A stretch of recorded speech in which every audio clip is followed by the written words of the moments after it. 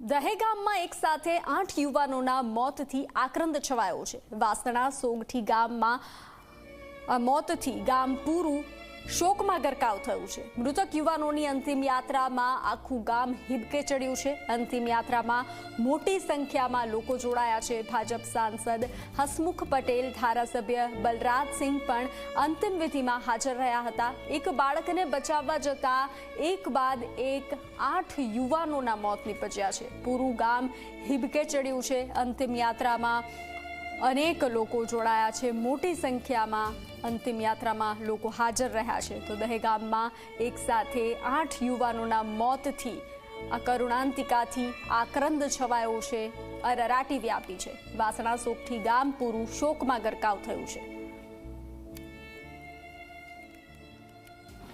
વાસણા સોગઠી ગામના આ દ્રશ્યો છે। એ દ્રશ્યોમાં જે પ્રકારે 8 લોકોના ડૂબી જવાથી મૃત્યુ થયા હતા અને તબક્કાવાર અત્યારે અંતિમ ક્રિયા માટે સ્મશાનમાં લાવવામાં આવી રહ્યા છે। સ્મશાનની જે વ્યવસ્થા છે એ જગ્યા પણ ખૂટી પડે અને જે પ્રકારે જમીન ઉપર લાકડા મૂકીને અંતિમ સંસ્કાર કરવા પડે એ પ્રકારની સ્થિતિ છે। અહીંયા કોઈના મોંથી કોઈ શબ્દ ન નીકળે એ પ્રકારની છે।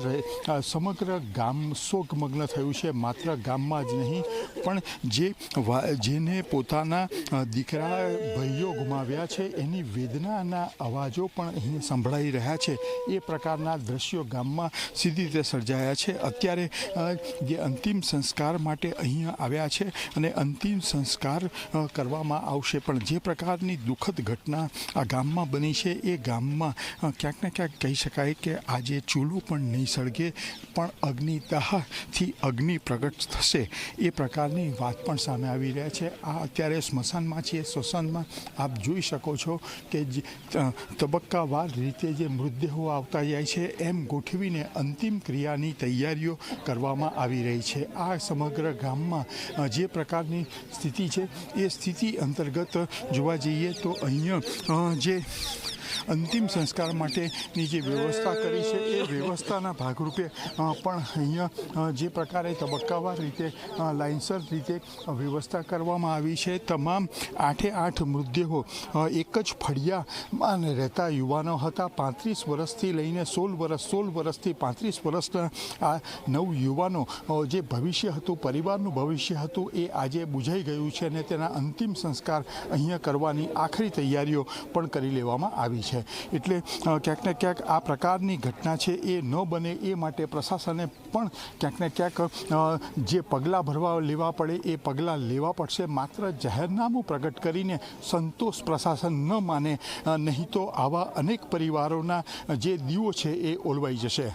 કેમેરામેન રમેશ ઉડિયા સાથે હિતલ પારેખ, જી મીડિયા, ગાંધીનગર। વાસણા સોગઠી ગામના 8 દૂધમલ યુવાનોના આકસ્મિક નિધનથી સમગ્ર દહેગામ તાલુકામાં દુઃખની લાગણી પ્રસરી ગઈ છે। વાસણા ગામ ઉપર તો જાણે આબ ફાટ્યો હોય એવું દુઃખ આવી પડ્યું છે। હું પરમ કૃપાળુ પરમાત્માને પ્રાર્થના કરું કે 8 યુવાનોના આત્માને ચીર શાંતિ અર્પે અને પરિવારજનો ઉપર એ દુઃખ આવી પડ્યું છે એને સહન કરવાની શક્તિ આપે।